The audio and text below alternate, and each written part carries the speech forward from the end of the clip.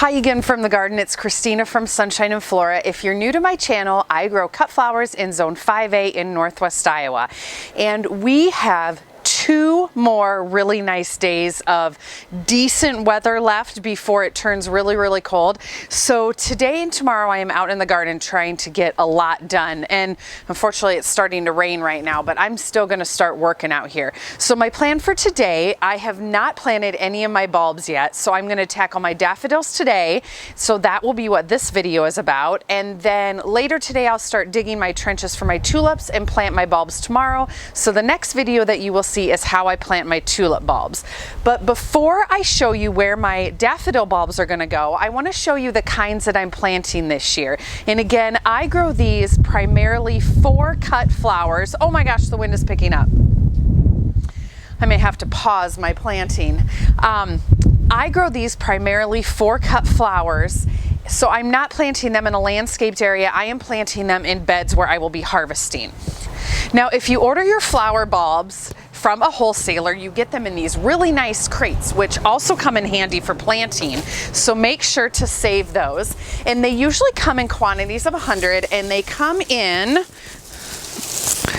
netting bags just like this. So you can see exactly what the bulbs look like when they come. I ordered my bulbs this year from 2 different sources. One is Leo Burby, which is a wholesale company. The other is a Facebook group called Wholesale for the Small Scale Grower, and I will link both of those sites down below. Now I got 75 of a mix from the Facebook group, and I got 100 of each of 3 kinds from Leo Burby. And I'll put pictures on the screen, but those 3 kinds are Tahiti, White Lion, and Double Beauty. And I think mixed together, those are going to be absolutely beautiful.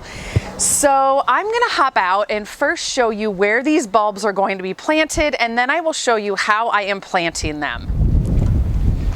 Okay, so it's actually a couple hours later because it would not stop raining, so I'm finally getting out here.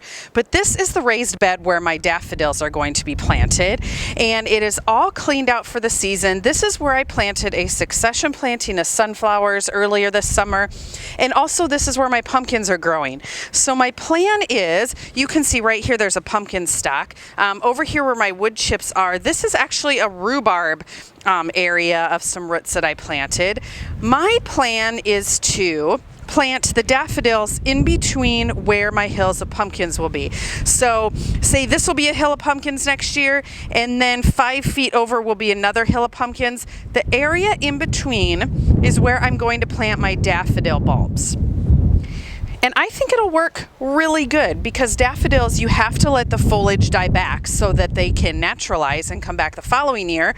And they'll be able to do that because I won't plant my pumpkins until after the daffodils have bloomed. And they should be able to die back naturally and just be fine. Okay, so I have all my daffodil bulbs out here. They're in crates. I have 375 to plant. It shouldn't take me too long, hopefully. What I'm going to do is I'm going to start by digging out the area that the bulbs are going to go in. And when you're planting daffodils, you need to space them farther apart than when you're planting tulip bulbs. Tulips you place like they're eggs in a crate. Daffodils you want to give 5 to 6 inches between each bulb because they're going to naturalize. And then in about 3 to 4 years, I'm probably going to be digging these up and splitting them and replanting them. So naturalizing means they're doubling and multiplying. So I'm actually going to get more daffodils as the years go on. So the first thing I'm going to do is dig my area, and then I will show you how I place these in the ground. They need to be about 6 inches below the soil. As I dig this, I also want to leave a spot along the back of this bed just in case I plant my first succession of sunflowers again in this area. That worked really good last year. That's looking good so far. Okay, I think that's about 5 feet, so I'm going to call that good, and we'll get the first ones planted. The next thing I want to do before I put my bulbs in the ground is put a little fertilizer in. I'm going to use this Espoma bulb tone. Now, I forgot to order more, so I don't have very much of it, but I can always use the Biotone starter fertilizer. It'll work just the same. So I'm just going to sprinkle this in the hole.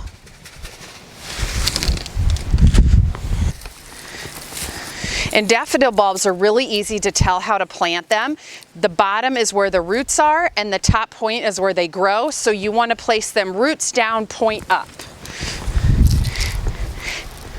And I'll put a close-up on the screen of when I'm planting these too. But basically, I'm going to spread them about 5 to 6 inches apart. And then once I get them all in here, I'll just cover them with soil.